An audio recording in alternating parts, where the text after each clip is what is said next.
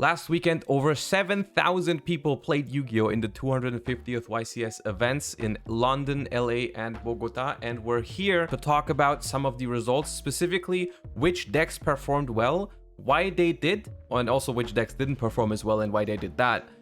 What it means for the format moving forward, and all the good stuff. So yeah, let me know if you like this type of video in the comments down below. Make sure you're subscribed to the channel. I would really appreciate if you did that to support me. All right, let's start with the elephant in the room, and that is Kashtira. How did Kashtira perform? Is that something I expected? How can that be explained? And so on and so forth. Now, Kashtira obviously won 2 of the 3 YCSs. It did win the North American one, and it did win the one in Central America, South America, in Bogota. On top of that, it made the finals of the European YCS, and it also got very, very big top cut representation numbers, around 50%, give or take a couple percent, depending on which event you're looking at. I think in the US it was more than 50, in Europe it was closer to 40. It doesn't really matter. It was the most represented deck in top cut, I think, for all 3 of them. That is not surprising to me, and I think some people have been commenting on my recent videos of like, hey, you were wrong about Kashtira. The deck did perform really well. And I'm gonna be honest with you, I never thought that it wouldn't perform well. I think you misunderstood how I evaluated the deck. Maybe at the very beginning, on my first video about Kashtira, I was like, the deck isn't that good. That was during Ishizu tier format though, to be fair. At the beginning, I didn't like Kashtira very much, but I feel like in my most recent videos and meta discussions, I have said that I did respect the deck a lot more, and I do think that it was the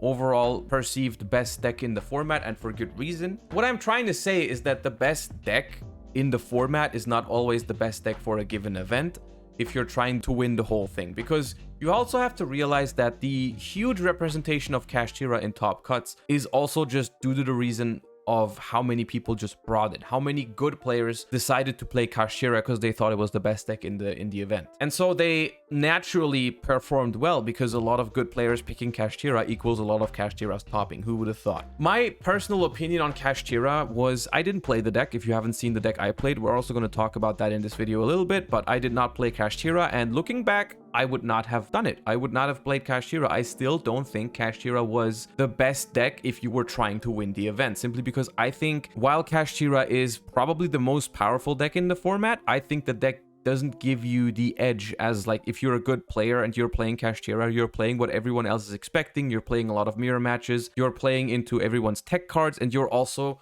gambling in the sense that if you play Kashtira, you are making a certain decision of what your going first end board should be, right? Am I going to play around Nibiru? Am I going to play around the Kaiju? Am I going to play around Lava Golem? Am I going to play around this or that card? And based on that, you are basically vulnerable to your opponent playing exactly what you're not playing around right now, because there's no Kashtira end board that plays around everything, that plays it super safe. And I saw a lot of people this weekend at the YCSs with different outs in their main deck, right? Some people were like, you need to still play Nibiru to respect Kashtira, going for the full combos. Then other people were like, nah, I don't think people are gonna do it. I'm just gonna play my Kaiju and just hope they go a Rise Hard Pass.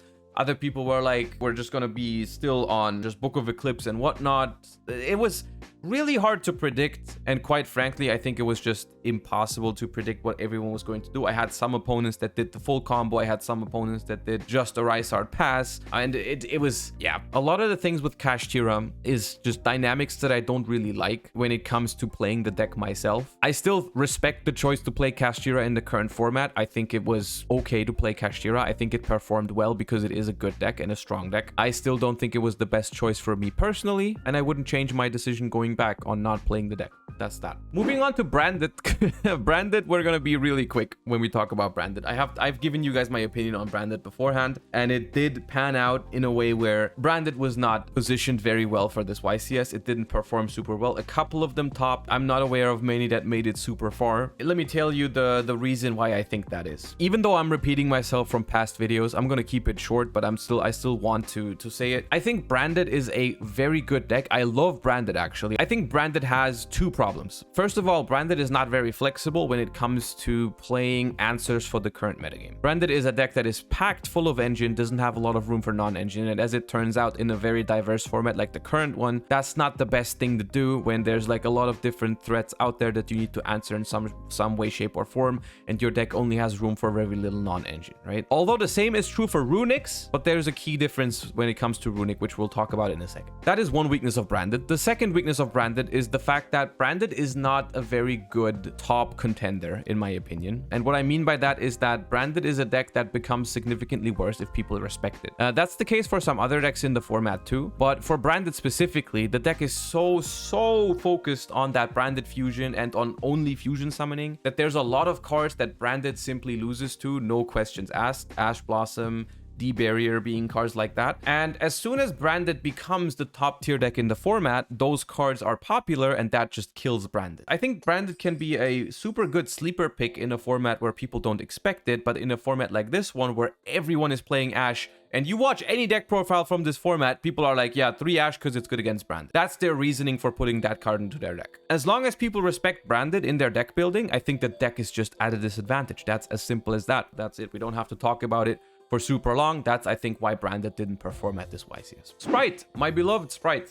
Now, I played Sprite, but I played a different version of Sprite, which I'll talk about in a second when we talk about Runick decks in general. But I think Melfi Sprite is like the standard version right now of Sprite. I also faced Adventure Sprite and saw it here and there. I think those are the two Sprite versions that are popular. I think Sprite is a deck that performed pretty well at these YCS. It won the European YCS, but I also saw a bunch of them topping. I think that is due to Sprite having some problems, but also having some really cool selling points for the current format, which is mainly that it can fit a lot of non-engine cards, so it's very flexible at dealing with any given situation. Deck makes powerful end boards. The only thing it struggles with is its follow-up. Like Melfi Sprite's follow-up is pretty pathetic if you get rid of its board, but of course it can play a lot of hand traps. It can play a lot of powerful spell cards. It's very well equipped at dealing with the meta, and I think that's why a lot of people liked it that didn't want to play Kashtira, right? If you didn't want to play Kashtira, but you still wanted to pick like a flexible non-engine type of deck, Sprite was your way to go, and it performed as expected. A bunch of them topped. One of them even was lucky enough or piloted well enough maybe to win the entire thing in Europe, and that's cool. I think Sprite is in a pretty healthy spot right now in the current format. Now, Runick versions, and this is where I ended up landing for this event. I ended up playing a Runick deck. The reason for that was I tested all the other things, and at the end of the day, I was just unhappy with all of their drawbacks, right? I didn't like Kashtira because everyone had outs for it. I didn't like Branded because everyone was on Ash. I didn't like Sprite because its follow-up was lacking, and sometimes people did break my boards and it wasn't good enough. Or like going second, I didn't draw the right engine cards to break. All of those things are problems that Runick doesn't have. Runick has incredible follow-up. All those cards are incredibly powerful, very flexible, which is also really valuable in a diverse metagame. When you don't know what you're facing, it's really good that all of your cards in the deck have like multiple purposes, right? The fact that you can have back row removal in your main deck, monster negation in your main deck, monster destruction in your main deck, on top of having just an insane grind game and all that good stuff. I knew I needed to play some sort of Runick deck for this tournament. Going into the event, for me, there were 3 Runick versions, and then after the event, now it's 4 because of Dinkabui. The first version is Runick Naturia, which performed really well in the US. It got to the finals, and then a lot of good players also played it. Like Pac got top 32 with it, but also actually Christian Urena got to the finals with it in Bogota, so it actually made 2 of the 3 YCS finals. It lost both the finals it got to, but still there's that. It performed pretty well. Runick Naturia is a very strong version right now, mainly also because Naturia Beast is so universally good against so many decks, right? There's also other Runick variations. Naturia Beast just so strong. The deck has strong grind game. The deck has some amount of non-engine spaces, like 5 to 6 maybe, not the most, but it can work when you go second. Overall, I think it's a very good deck that performed pretty well for a good reason. And then there was also like, I think Plunder Runick was like a kind of off-the-road Runick version that was also not terrible. Didn't perform super well. I also, when I tested it, discarded it relatively quickly because of like it has a very hard time playing into a Rise Hard, and the payoff for playing Runick Plunder isn't as high as for Runick Naturia, because Runick Naturia has the same problem of like a Rise Hard is a big deal, but the payoff payoff for playing Plunder is not as high because it doesn't have something like Naturia Beast, right? It's just the Plunder links, and the Plunder extract stuff isn't as busted as Naturia Beast. So that wasn't that great. Runick Sprite with Life Twins is what I ended up playing, which I think was a beautiful deck. Not made by me. I have all the shoutouts in my deck profile. If you want to see my exact list, I'm going to link it in the description down below. But I think Runick Life Twin Sprite was really cool because it combined a couple of cool things. I've talked about it before on stream, but I like that it had very good ways of playing into a Rysart because the Sprite engine and the Life Twin engine actually don't really care about a Rysart. You can really play with them into it. The Life Twins and the Runicks solve Sprite's follow-up problem. They also solve the problem of you need to draw a twin and a Sprite, which you of course want to draw a twin and a Sprite, but if you don't, with the Runicks you can still get enough bodies to summon them from the deck with like sprint, send one, gigantic summon the other, so you don't need to draw a twin. So that was cool. Overall, I feel like it was just a great solution to the format, and I was really happy with the deck that I played. I think moving forward, that deck would also be in a good spot in the format. And then the fourth version we have to talk about is Dinkabui's For Hire Runick Sprite, which I also think is a great deck. I did not actually know that was a thing. I knew about For Hire Runick, but when I tested that a little bit, I wasn't convinced by it. And I think adding the sprites to the mix is what really makes it tick.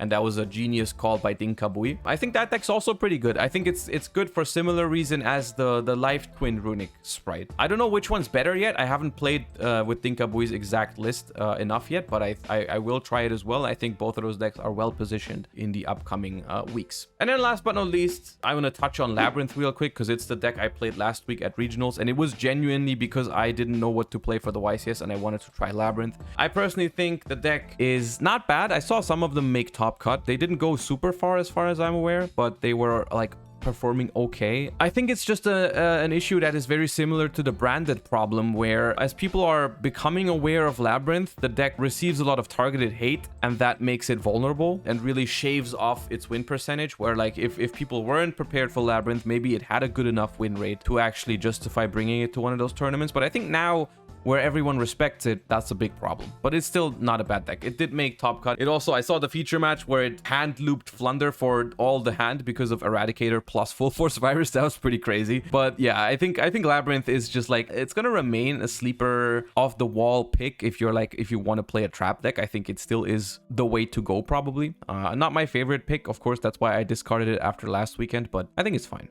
Yeah. And that's that. Overall, I am pleasantly surprised by this YCS overall, honestly. When the writing on the wall was like Kashtira is going to be the #1 deck in the format, I expected the format to be worse than that. But honestly, for the most part, most of my games felt pretty good, even the ones against Kashtira. I had fun playing the deck that we came up with. I think it was possible for this event to innovate, to build cool decks that solve the format, which is clearly shown by the decks that people did come up with, especially in Europe. The different Runick, Sprites, For Hire, Life Twin variations, I think were pretty good attempts at solving the format. And I think whenever that's possible, that says good things about the format. It's not optimal, of course. There's things about this format that I'm worried about, like mainly concerning Kashtira, but for the most part, I still had a very good time at these events. If you went to any of the events, let me know how your experience was, if you enjoyed it. I think moving forward, now is about the time. We're heading into national season. All the European nationals are about to start in like 1.5 months or something. I think it's about time we have that talk.